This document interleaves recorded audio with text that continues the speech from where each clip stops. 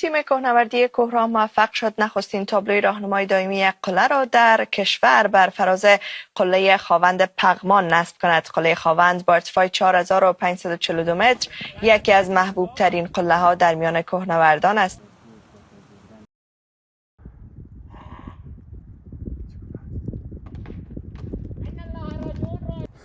دو 5405 این تیم قراره، این تیم قراره تا آخر از این ماه آزمین نوشاخ شده. یکی برای همه، همه برای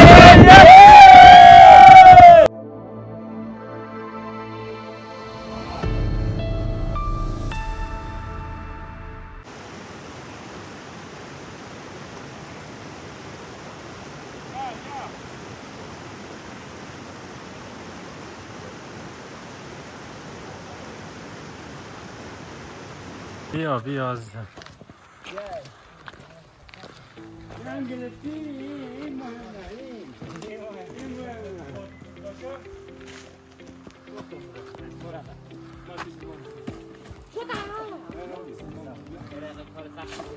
وقتی قدرت است چرا زحمت میکشی؟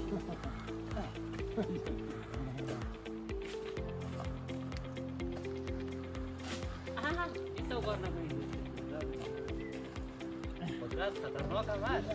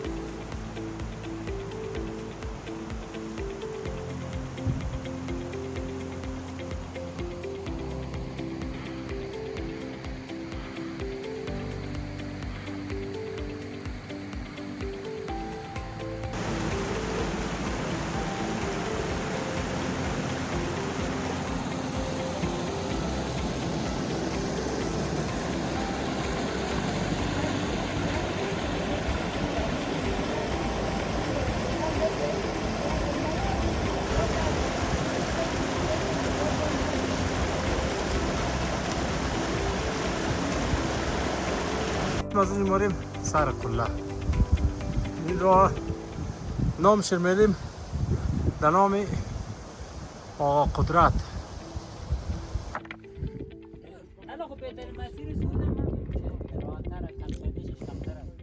نه او یکی دیگه بخی سرکه. ما آمدیم امروز یک تابلو چاپ کنیم که توسط افغانستان اول نفر بشه. جان همچین مسیر ما دادیم. ایره ایسو بگیر. یک لحظه هر کوهی که دارید نامش نوشته کنید، ارتفاعش نوشته کنید و برو در سر قله بزنید. باور کنید هم شما رو مزه میده، هم کوهنورد جذب میکنه و این کار میتونه قله های شما رو تک تک شناخت بده و معرفی کنه. این کار حتما بکنید.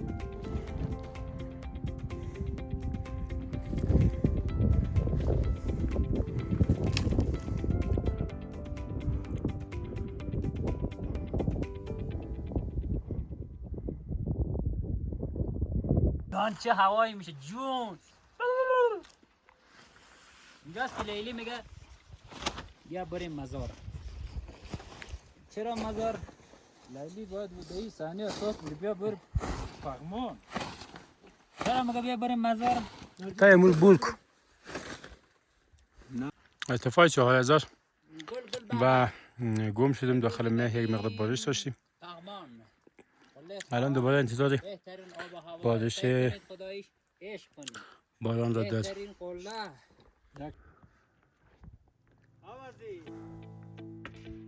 چی میگی؟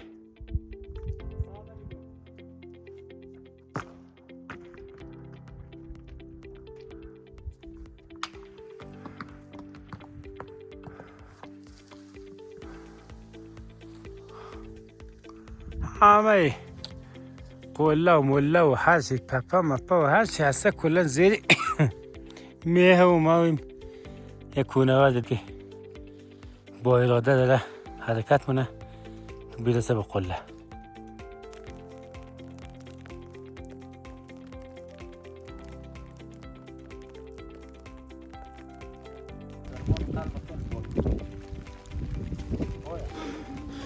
بچه تاریخ چندم امروز؟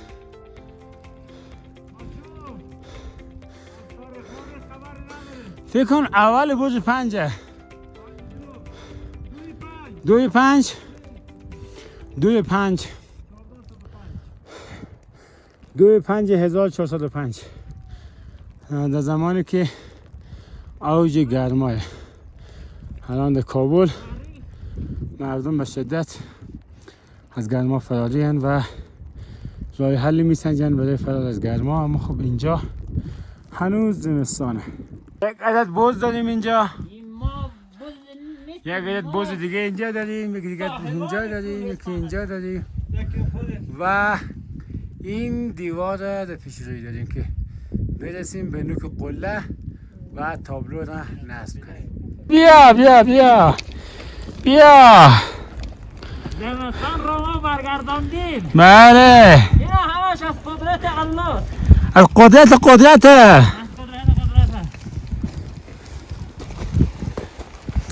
خب بچه خوردیم به این دیواره صخره خطرناک.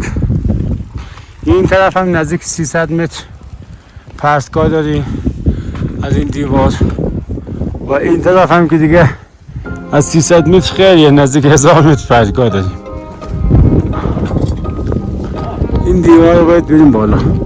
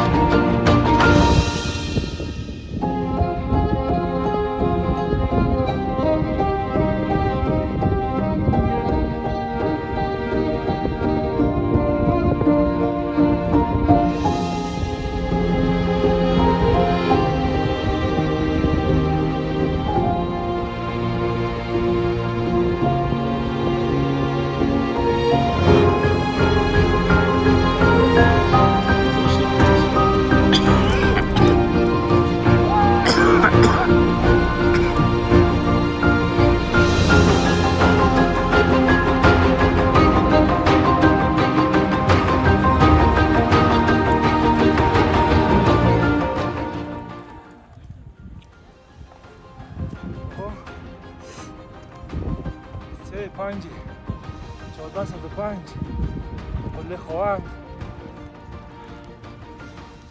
این هم تین کوهنوردان بچه های کابل که رسیدن به نوک قله خواهند و در این هوای سرد زمستانی من سرماخوردگی شدید دارم.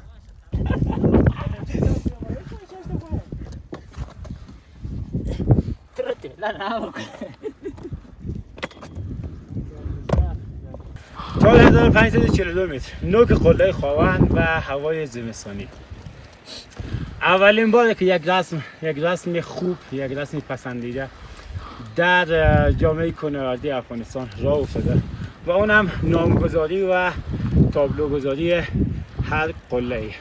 اولین بار آقای قدرت پایداد رسم را شروع کردن، یک تابلوی درست کردن و با همکاری بچه‌ها در این روز سخت، یک سرود خیلی سخت داشتیم، آمدیم و این تابلو رو نصب کردیم. امیدواریم که تابلو همچنان پایدار باقی بمانه و امیدواریم که این رسم باعث اینه که ارتفاعات افغانستان نامگذاری شود، شناسایی شود، مستندسازی شود و راهکار سنجیده شود که مردم بتونن از طبیعت لذت ببرن، از طبیعت استفاده کنن و به طبیعت احترام بگذارن و در نهایت اینکه این طبیعت، کوهایی که ما داریم، استعداد کوهنوردی که ما داریم فعال شود و از این استعداد ما بتونیم حتی درآمدزایی کنیم. به امید روزی که ورزش افغانستان پیشرفت کنه و کوهنوردی ورزش اول افغانستان باشه.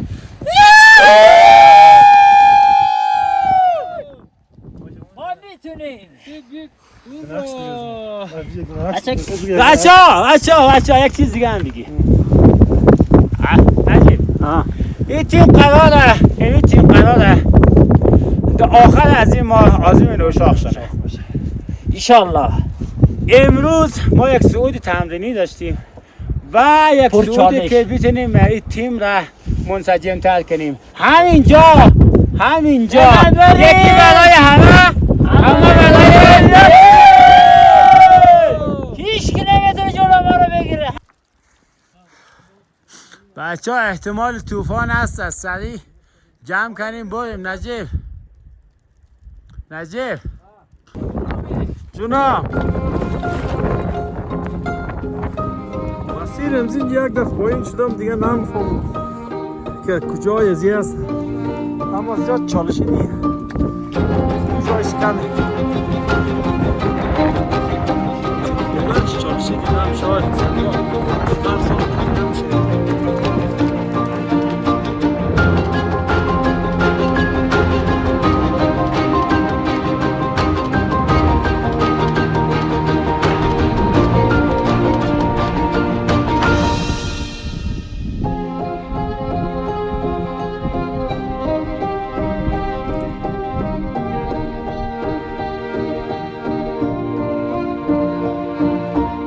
تیم کوهنوردی کوهرام موفق شد نخستین تابلوی راهنمای دائمی یک قله را در کشور بر فراز قله خواوند پغمان نصب کند. قله خواوند با ارتفاع 4542 متر یکی از محبوب ترین قله ها در میان کوهنوردان است. این برنامه در شرایط دشوار جوی و با وجود وزش بادهای شدید و بارش برف در میانه تابستان اجرا شد. اعضای تیم پس از 14 ساعت کوهپیمایی موفق به نصب این تابلو شدند. آنها میگویند این اقدام به حفظ نام‌های جغرافیایی و توسعه طبیعت‌گردی کمک می‌کند.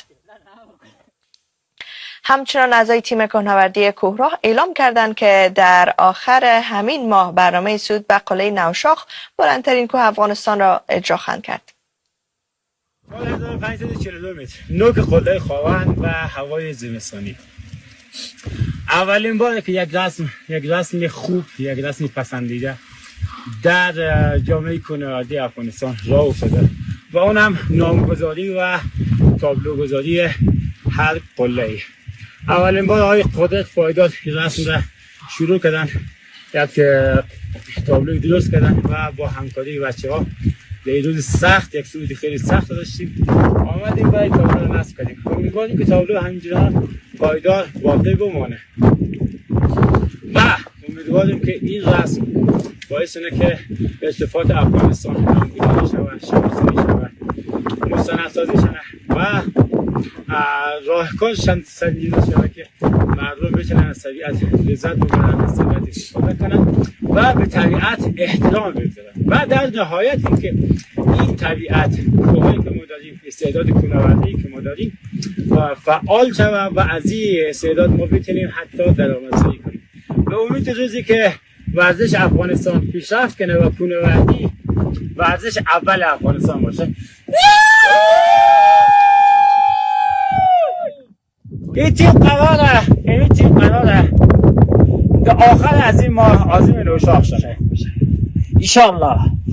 امروز ما یک صعود تمرینی داشتیم و یک صعودی که بتونیم این تیم را منسجم تر کنیم. همینجا یکی برای همه برای